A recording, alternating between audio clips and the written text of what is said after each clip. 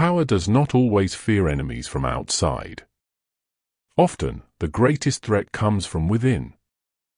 Throughout history, some of the most powerful rulers did not fall because of foreign armies. They survived by turning on their own people. Citizens, soldiers, even children.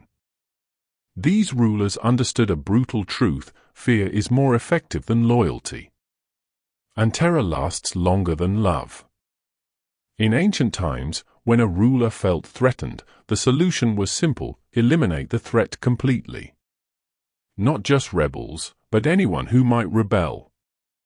Entire families, entire cities, entire classes of people. This wasn't madness. It was policy. Today, we'll explore ancient rulers who deliberately slaughtered their own populations to stay in power. Not during war.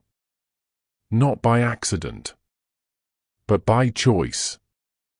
These stories are uncomfortable, disturbing, and rarely taught, because they force us to confront a reality we prefer to ignore.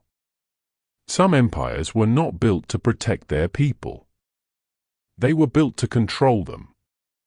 And the price of that control was blood. The Assyrian Empire didn't just punish enemies. It punished obedience that felt insufficient. Assyrian kings believed mercy created weakness.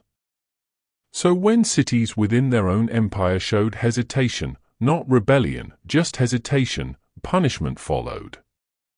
Entire neighborhoods were executed publicly. Not secretly. Not quietly. Families were lined up. Parents forced to watch their children die. Survivors deported across the empire so they could never organize again. This wasn't emotional rage. It was calculated. Assyrian records proudly describe mass executions of their own subjects, done to restore order. Fear was not a side effect, it was the objective. The result? Cities stayed obedient for generations, not because they trusted the empire, but because they remembered what resistance cost. Qin Shi Huang unified China and ruled it through terror. He feared rebellion more than invasion. So he crushed thought itself. Scholars who criticized him were buried alive. Books were burned. Entire families were executed if one member questioned authority.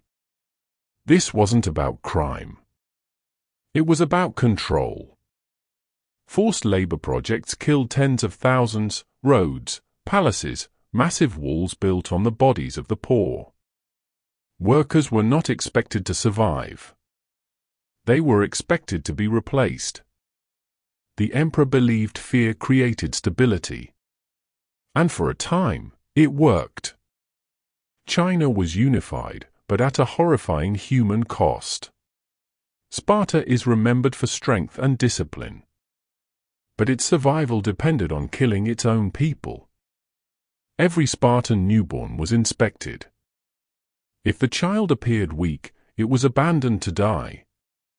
Not executed. Discarded. This wasn't cruelty for pleasure. It was ideology. Sparta believed weakness threatened the state. So the state eliminated weakness before it could grow. Even adults were not safe. Helots, enslaved populations within Sparta, were murdered regularly to maintain fear. The message was clear. Your life belonged to the state.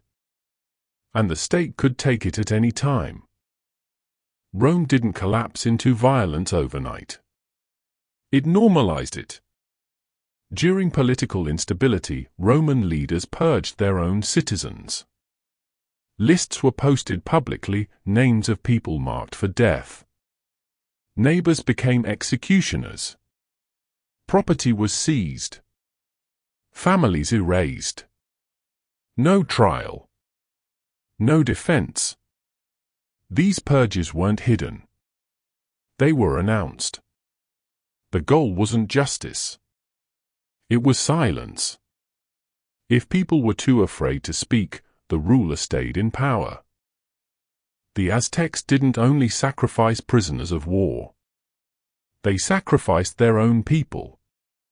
During crises, famine, unrest, political instability, sacrifices increased. The state needed fear disguised as religion.